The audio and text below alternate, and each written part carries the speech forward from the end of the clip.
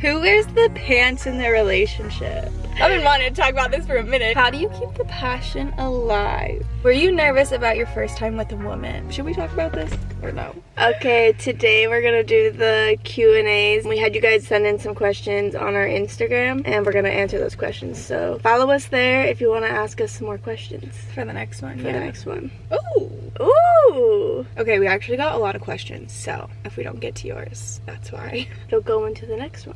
Yeah. Okay, the first one is, are your family supportive? How do you deal with unsupportive friends or family? All of my family is supportive. I mean, I have a gay dad and a gay mom, a gay cousin. The path was paved already for I was in denial, so yeah, they never had any issue with that. And honestly, neither, like, friend-wise, I've never had anyone, like, say to me they're uncomfortable with my sexuality. Everyone was super supportive, so luckily I haven't gone through that, but usually that is not the case. Yeah, all of mine was pretty good too, all very supportive, at least like what I hear. Like, people could be talking behind my back or whatever, yeah, but like from how people are to me, I feel like everyone's supportive. One family member was not, but there was already a relationship cut in that relationship, so that just like solidified it. I just feel like because I've been around a lot of gay people, and like a lot of people have not, they've been like kicked out of their families and stuff, like, yeah,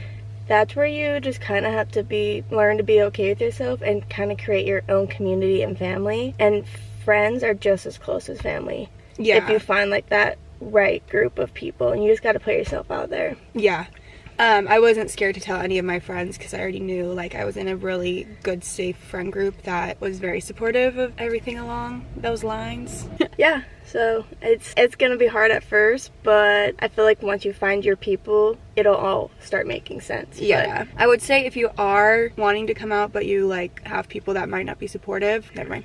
No, I feel like you have to start putting yourself out there in situations where those like gay people or like allies will be. So like if that's going to Pride for the first time, or like maybe go to a gay bar and just like see how it is, like just kind of dip your toes in the water and start building like a community. Yeah, but that will support you. That is a lot harder than, I mean, yeah, it took me a long time. Luckily, all my friends, even if they were straight, they were really big allies who already went to Pride and stuff, so we were both lucky. Yeah, we were both really lucky. I feel like that's not normal. Okay, what is the final cost of all the repairs you had to make to your house? And then someone else also asked right after it, if you haven't already, are you filing lawsuits against your realtor/broker?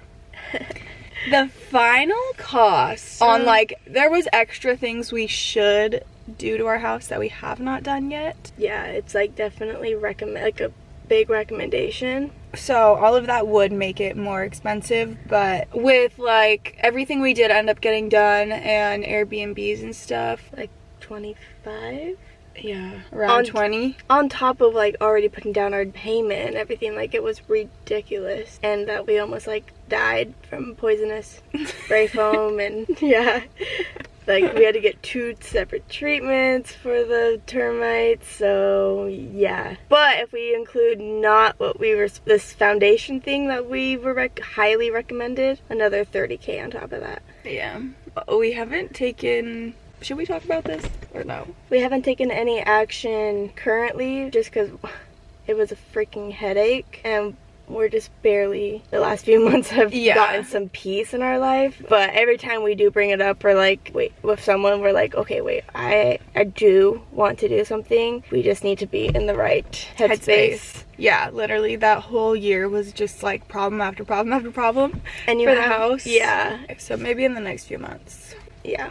Count your days, realtor. What's your favorite part about living in St. Pete and favorite things to do there? Love St. Pete. We love St. Pete. We've always loved St. Pete and like Tampa Bay, but we change our mind on how long we want to stay here like every couple weeks. But right now we've been pretty set the past few weeks on wanting to be here for like another good while, like 5 years. Yeah, so right now we are obsessed with it. We love it. I personally love like just the overall vibe of like downtown. There's a street called Central Street that connects to downtown, but then it goes like literally all the way to the other side towards the beach. And just like that whole street is like such good restaurants, such good coffee shops, cute. Just like I love the vibe of like all the local shops, and I feel like everyone that lives here in that, like, I feel like just when you're downtown, everyone seems like happy to be living here. I know it's not true for everywhere, but I feel like, I think I was like on a walk or like had this thought in the shower. I was like,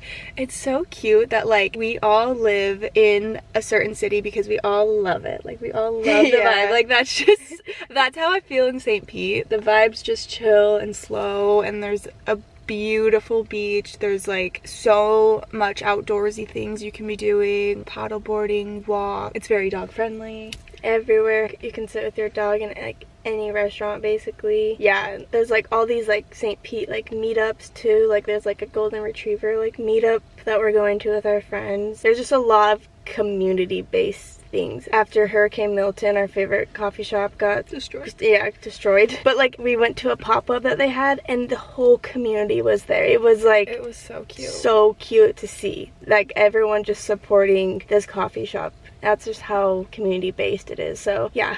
Yeah, and I feel like we're like finally starting to kind of like feel a sense of community here.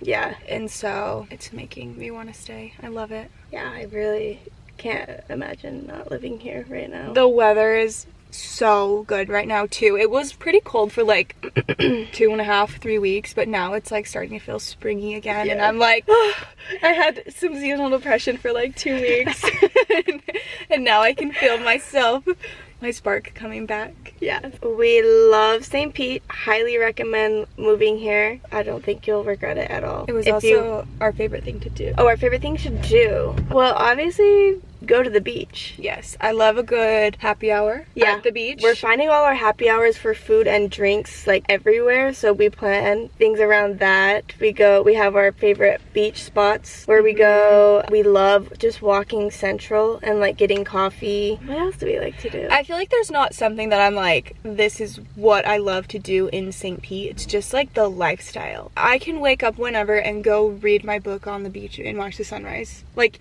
there's just like so much you can do that's better here because of where we are. So like it's so beautiful. Yeah, it's just the little simple things it provides. Yeah. But there's not like there's not really anything like specific to St. Pete. If that's what you're saying. Like if you want to go to a football game, you got to go to Tampa. But we like to go to the pier and rollerblade. She's been into her rollerblading. My rollerblading era. Yeah. Taking Finn on walks downtown. Yeah, we're just simple girls. Yeah, just the whole lifestyle and vibe. Were you nervous about your first time with a woman? And if so, how'd you overcome that? Yeah. Yeah, okay. I've been wanting to talk about this for a minute. What? I'm just kidding. I'm just kidding. What do you mean? Yes, I was so nervous, and I only had 2 lesbian friends, and so I asked both of them for like some pointers and tips, and I was like, I'm just so nervous, like I'm so nervous. And both of them were just like, it makes sense when you're in the moment. And I was like, oh, okay, well that's not helping. Like I'm so stressed, like I'm so scared, I'm stressed. And unfortunately, that is true. I haven't even heard you say that. It just makes sense once you're there. I was like, oh, yeah, okay. Once your mind is there, you're not thinking, where do I need to be? What do I need to do? You're just like doing it. Yeah. Especially when you're with a veteran lesbian. Yeah, if I'm one of those. I would say not that anyone was asking for advice, but if you are nervous, I don't remember where I was going with that. My mind just like went away. To answer the question, wait, what was the question? I'm all flustered. And why do my questions keep going away? You're funny. Oh, how did I overcome the nerves? You just need to be with someone you're comfortable with, and it all makes sense, unfortunately, as annoying as that is to hear. Yeah, that would be annoying to hear. But like, that's all I got, and it's so true. I'm thinking back to my first time, which was forever ago, because I'm like a veteran or whatever. I didn't even have anyone to talk to about it. You just went in blind? Yeah, because I wasn't feeling it with guys. I felt awkward with guys. Like, I was just like, I don't know what to do. This is so awkward. I don't like any of this stuff. So then when I finally got, like, to try it with girls, I felt like I was ready already. Oh, that's so real, yeah. Because I was like, I've tried it so many times, with the other sex, and I'm just like, why don't I thought I was asexual for sure. Yeah. And guys were really bad at kissing, so the second that I kissed a girl, I already felt it, and I was like, okay, I'm ready. What did you and Haley do for work before becoming creators? Me first or you? You can. Well, I went to college. So I was working a lot of part-time jobs during college, and then I worked retail. So I was like in management in retail. When I met London, she would come visit me in my store. Yeah. And then I moved to Florida, and that was my background, so that was the easiest way for me to get out to Florida, was to just find a retail job like ASAP. So that's what I did for like 8 months, and while we worked on our YouTube, and she taught me the ropes of social media, because I hated social media before this. I can't believe I'm even talking to a camera right now. I'm sorry. But yeah, that's what I did. Oh my god, I've done a lot of things. I don't even know where to start. I went to college for a year. Okay, growing up I wanted to be a hairstylist, but I was like, I should go to college first, get the college experience, which I was literally Mormon, so I didn't get the college experience, but went for a year, and then I was gonna go to hair school. I moved to like the city that the hair school was in, lost all desire immediately, so I was like, okay, I guess let's just listen to this. And then I was working for an online clothing store. I worked like every position there. I also worked at like call center in college. I taught preschool for kids with autism. I worked for JetBlue for like 2 months, and then I started a jewelry business, and then I started social media. So literally everything. Just kind of been doing it all until something stuck.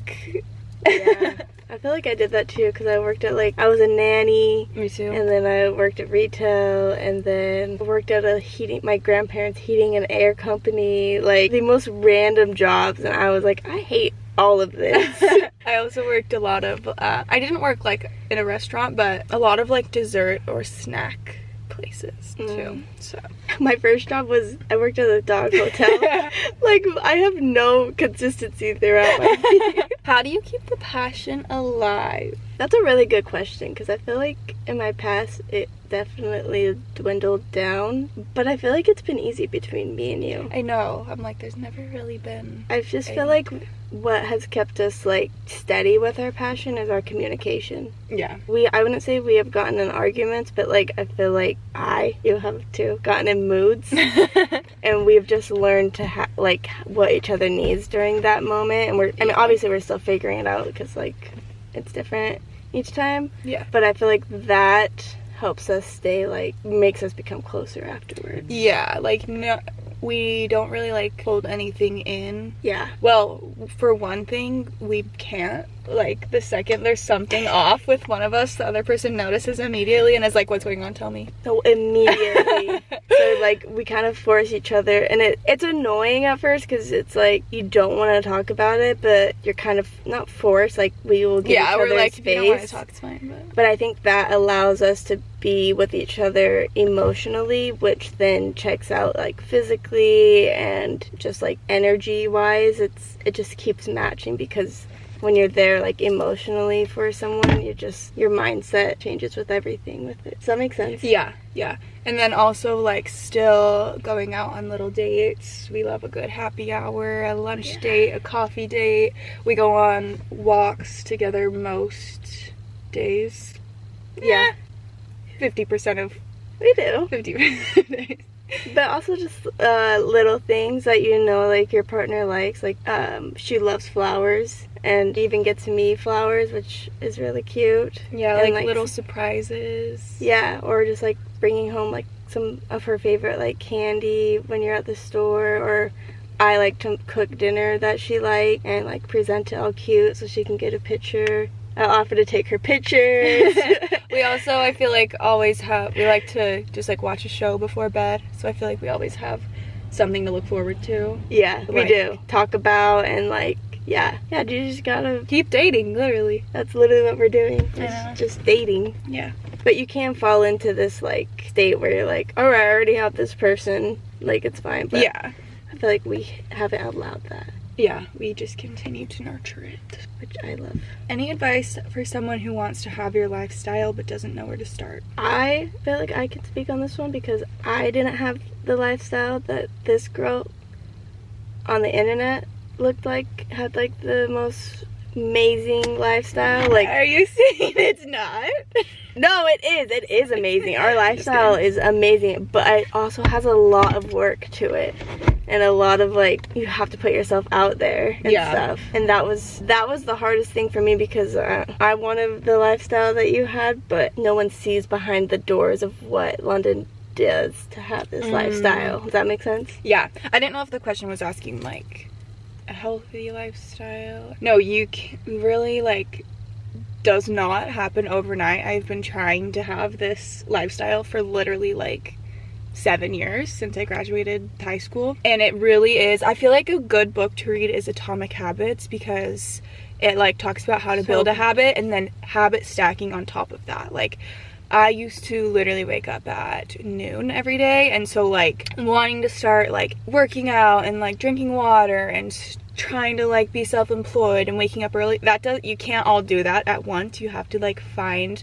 one new good habit you want to start and start implementing that. Okay, the camera was gonna overheat. Yeah, start small, start with a few goals, work on those. Once those feel like not even something you have to think about, then like add on the next batch. And then that goes for like being self-employed or wanting to do something down that route. You have to just like add that on top of what you are currently doing. Like, that's what I was doing. I had a 9 to 5. I had a 9 to 5, and then I came home and kept working for like 4 more unpaid hours. But then on top of that, I was like starting a business. So I don't like hustle culture, but like, you actually really do have to grind and hustle for the first few months or years even sometimes, and then you start to feel like it all pay off, and like that lifestyle like it seem obtainable. Yeah. I feel like at first when she was trying to introduce me to like social media and like how I can work from home, it did not even seem like that was possible. And then we started with one thing. She was like, let's just start a YouTube. And I was like, okay, who starts a YouTube? Like, that's kind of weird. That's not what happened. What? I secretly, deep down, I always wanted a YouTube, especially like one with my partner would be cute, and then you said it, and I was just like planted. Well, I was in my head, I was like, YouTube is out, like not in style. Yeah. In my head, in my non-social media head. Yeah. So I was like, all right, like I'm down to start it. You've always wanted to start it. Like, I'll give it a shot. And then it just like started intertwining with each other. Like, our YouTube is intertwining with our Instagram. Like, that's how we're doing these questions right now. And then you start wanting more pictures, so you start taking more pictures when you're out and about, and then you start taking more videos, and it just all starts flowing. And then me personally, I started getting followers, and like then I started UGC, and then I put myself out. I got rejected by so many people so far for UGC, but I've already landed some really good brands in my first month, just like trying. Yeah. And having people in your life who support that.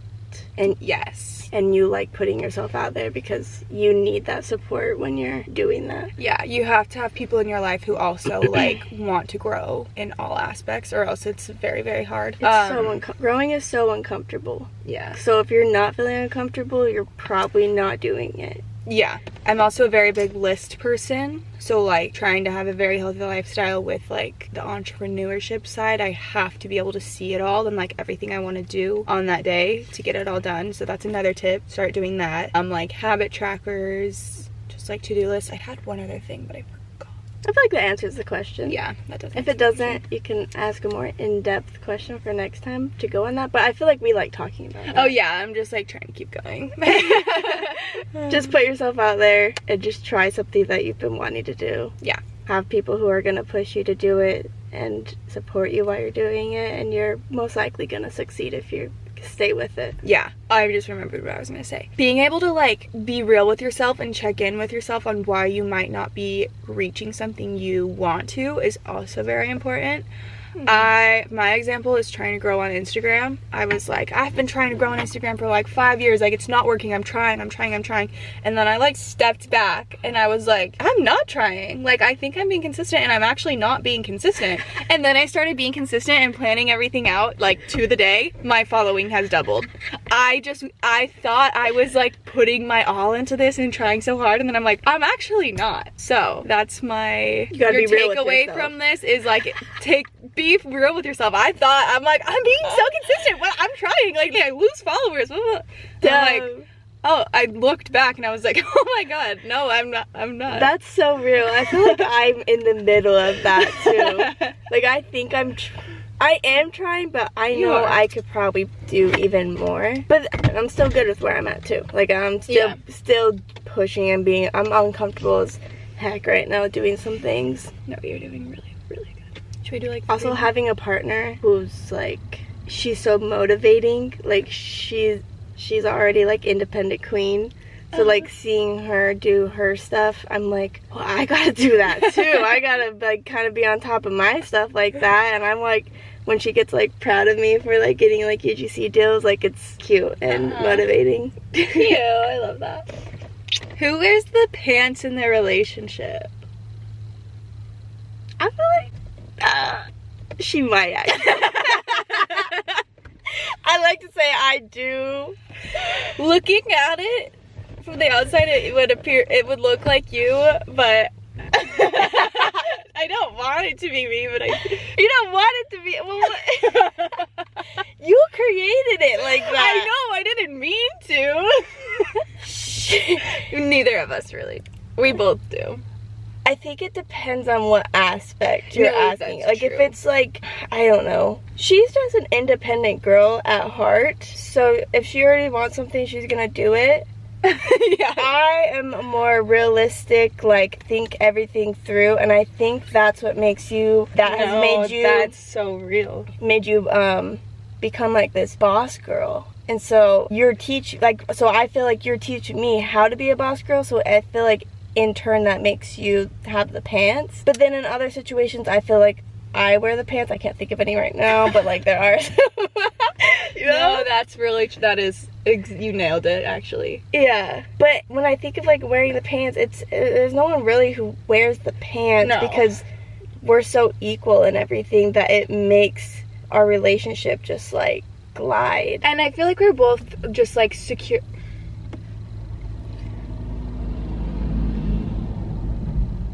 We're in a spot that's like really good for filming UGC because you can see a palm tree when you use your phone. The only downside is semi-trucks go back and forth every 2 minutes, so we have to just sit here. Yeah.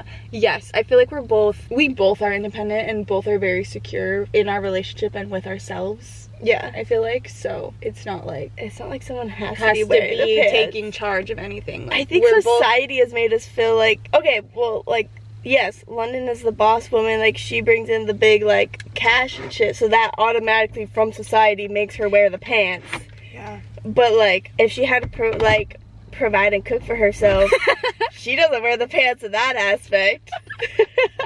Real. Are you planning on having another pet? Oh, yeah.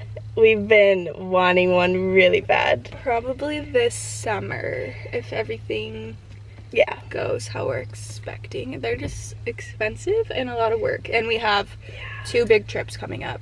Amsterdam in 2 weeks and Bali in April if you want to come. Information's below. There's still like 3 more weeks to sign up if you're watching this in real time. Definitely has to be after those trips, but we see dogs out and we both look at each other like, I really want one. But then I take a step back and I'm like, I understand how much work it is. Like, Finn, he's so expensive and he's so much work. Like, not really, but like 2 of that seems a little insane. But I also feel like Finn has gone to the age where he needs like a sibling. I know. And I can tell he's getting bored, or like when he does get to hang out with dogs, like I can tell the difference in his like mood and energy. Yeah. So I think it would be good for him. And we're open to the idea. So if a dog enters our life, Very open. but we really want a golden retriever. Another golden retriever. We do. We're waiting for the perfect one to walk into our life. Yeah. Finn just walked into my life, so they're like, holy shit. That was fast. That was really fast. Yeah, if one walks into our life, we're open-minded to it. Yes. Okay, we have a lot more questions. We're actually going to save them for part 2. Okay, that was fun. That was I actually fun. really like doing these. I do too. Again, follow us on Instagram if you want to ask us some more questions. I feel like that's the easiest way for us to get the questions and have them on hand. Okay, everybody have such a good Monday and the rest of your week whenever you're watching this, and a good February. Yeah, go kill February. Put yourself out there. You got this. We love you. Bye. Bye.